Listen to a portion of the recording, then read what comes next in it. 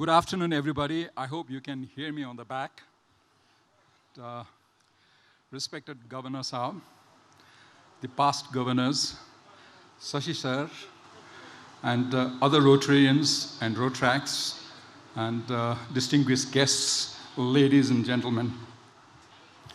And I'm not sure whether I'm the right person to do this job in such an august gathering. However, I will try to say a few things from the bottom of my heart. I will see whether I can tickle your heart too. What a beautiful theme you have, Rupantaran, transforming individuals and lives. I think it's a beautiful theme. I must say, it's such an encouraging, positive, vibed theme. And the Rotary International has always been very respectful and very close to my heart. And they have been a service organization for the humanitarian at the forefront, right from the time when Paul Harris started it in 1905 in Chicago with his friend Gustave. And you have done wonderful things in the society, starting with the elimination of polio. And that's like a trend setting. And also, the other thing that I have been encouraged and inspired by Rotarians is it is a non-political and a non-religious organization. I hope you can keep it in Nepal. I'm sure it's a bit challenging, but I have learned to do that from the Rotarians to keep it non-political. So please do make it non-political.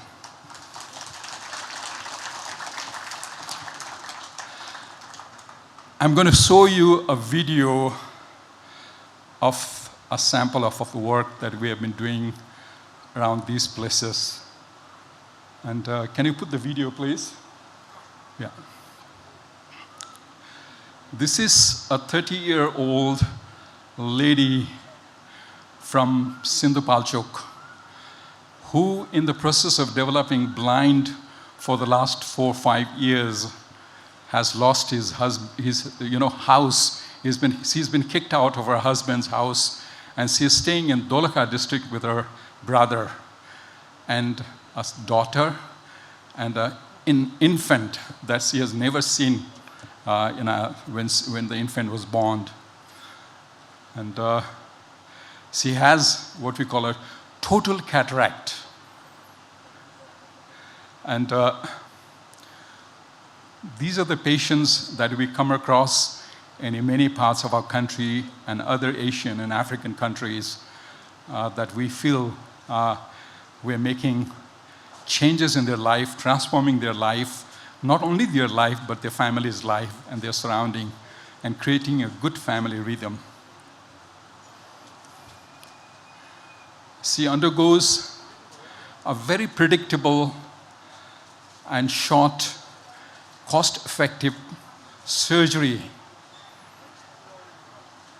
which is possible at the community level. And we have fantastic surgeons in Nepal, in many parts of Nepal.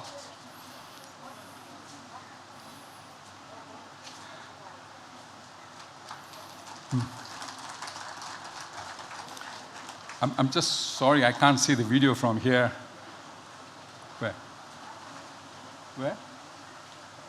Can you?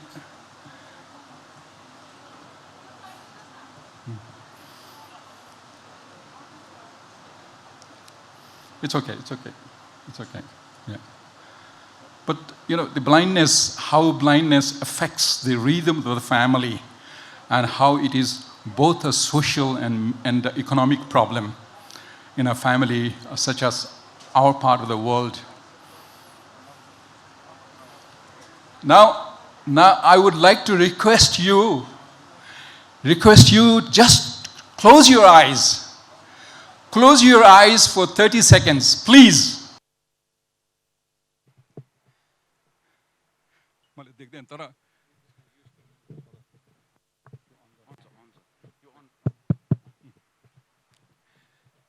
अब 30 second पछि तपाईले बिरामीलाई देख्नुहुन्छ है अनि बिरामीले आफ्नो expression दिन्छ र expression मात्रै दिँदैन एकजना लेडीले आफूले 9 महिनासम्म पालेको बच्चालाई उले पहिलो पटक देख्छ it's a beautiful moment unfortunately the child because of social problem and other issues the child is also malnourished so we went to visit her 6 years later in her home she was back in her husband's home in Sindhu Palchok. The husband had accepted her and she had running everything with authority now. And this was the place, this is immediately after the earthquake.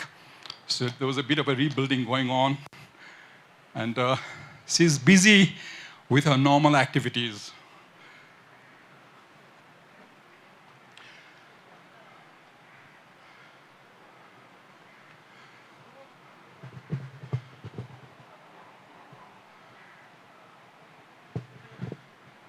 She can almost do everything we can do with that short procedure. And it is possible, it is important in this part of the world to have a very good vision because they have to live in terrain like that. If you don't have good eyesight, it's going to be difficult.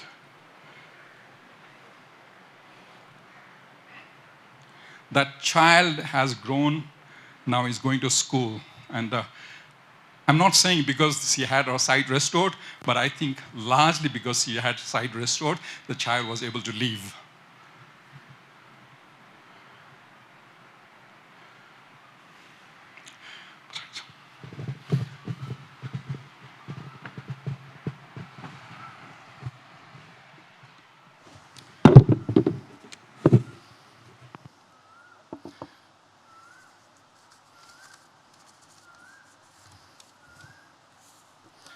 So I would like to take you back to 1985 when I joined as a young eye doctor.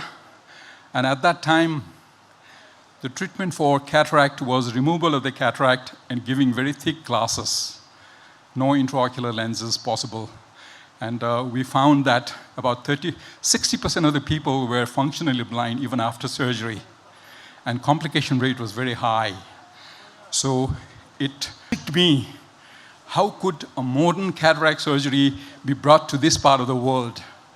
And our vision, I set a vision, and vision was to see how can modern cataract surgery be brought and done in sufficient number, in terms of number, successful in terms of quality assurance, and sustainable in terms of how we can sustain it for a long run, economically sustainable. And I found there were a few barriers. One was the cost of the intraocular lenses. Second, a lack of good surgical technique. Sasto, sajilo khalko surgical technique, which is applicable in this part of the world. So these were some of the barriers that I saw, and I started fighting with our team. Between 1985 and 1990, we did part of what you call research and development. We started fine-tuning the surgical technique of modern cataract surgery, trying to simplify them to be applicable in this part of the world. And we wanted to bring this together into a system so that we can have a surgical delivery system to fine-tune it. And also, we wanted to see whether intraocular lenses could be manufactured locally. And to have that idea to manufacture intraocular lens locally was a very revolutionary idea at that time. Many people were against us, but we fought on, and we had lots of hardship. And between 1990 and 2000, we fine-tuned the system. And Tilganga was established in 1994, and intraocular lenses of world-class started coming through our manufacturing facility, and the cost of the intraocular lenses came down to about $3 from $200. And this was, I must say, dear friends, this was a big step in public health, because we could put not thousands but millions of people in the bracket of treatment who were not able to have cataract surgery before. So Nepal certainly played a leading role at that time. And of course, establishment of the eye bank by producing very high quality corneas, and where also we had involvement of the Rotarians, Rotary Club of Rajdhani, we had involvement at that time. And I take this great pride in saying today, this country is self-sufficient in intraocular lens and cornea. I think it's a big statement to make, but it is true. And we have a very strong community program and also a training program that we wanted to have. And between 1992, we were part of the formation of two very large international organizations. One was Fred Hollows Foundation. And most of the medical knowledge for the Fred Hollows Foundation came out of Nepal from the work that we did. Now the Fred Hollows Foundation has become an organization which has a transaction of about 80 million every year and raises money to work in about 70 countries around the world. The second organization that I'm partly involved is Himalayan Cataract Project that also works worldwide and especially in Africa. In 2019, Tilganga was given the World Health Organization Collaborating Center status, and the Tilganga has now become a place where we see about 1,000 patients a day, and a large number of very qualified surgeons are there. And now the other thing that I want to say from the bottom of my heart is our association with Hetauda. And our friends in Hetauda Rotary Club, through a friend, Siddhi Srestha, we take great pride in associating with Rotary clubs of Hetauda. And we were taken to Hetauda by the Midtown Rotary Club. And thanks to Mani Joshi and Dr. Lekha. The community eye hospital in Hetauda, the reason I mention this is it has become an example of a model for a developing country which encompasses grassroots level service, and it is more or less sustainable and delivers very high quality eye care and has a prototype unit. And once this unit was established in Hetauda, of course in the beginning there were a lot of objections that we faced, but after it was established in 2008, I think, until now, we have conducted more than 50,000 surgeries, half of which is cataract. And it's a great, but most important thing is the community eye hospital of Bhutan, which was started by the Rotarians, has become a model to incite other such hospitals in Bhutan, 2 in China, 1 in Ethiopia, 1 in Indonesia, 1 coming up in Nijgarh and Bhaktapur. So thanks to the work that you all are doing in Hetauda, and it has really become a prototype model.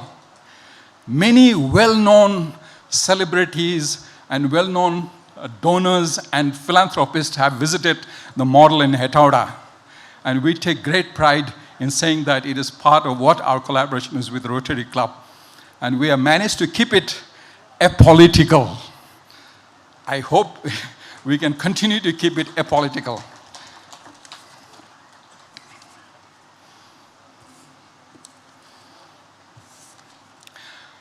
I think life is always full of ups and downs for everybody. That's what life is all about. And it's like a ECG machine, ECG reading. If you have ups and downs, it's life. If you are dead, the ECG machine is just flat. And we have always been looking at the future and trying to do something better. And today, from this platform, I share through our Governor Saab, Sashiji, and other Rotarians that we have been able to form a foundation with one of the philanthropists in London. And this will allow us to make sure everybody who has cataract in Nepal will be able to have surgery, irrespective of whether they can pay or not. So it'll be fully funded by them. And our team will go beyond the boundaries to the world. And we have a very ambitious plan to achieve 500,000 in 5 years around the world. And I'm sure we'll be flying the flags of Nepal through that foundation. Yeah. And once again, I'd like to thank everybody. And I very, very much like to thank Sashi sir, who told me about a year ago. And I have always blocked this day for him about a year ago. So thank you again for having me here. And have a good day. Thank you. Thank you, Dr. Sanduk Ruit, for the wonderful speech. We've barely read about the extracapsular cataract surgery, ICCS, or phacoemulsification, but you are the true symbol for bringing out cost-effective solutions in changing or transforming the lives of so many people here in Nepal.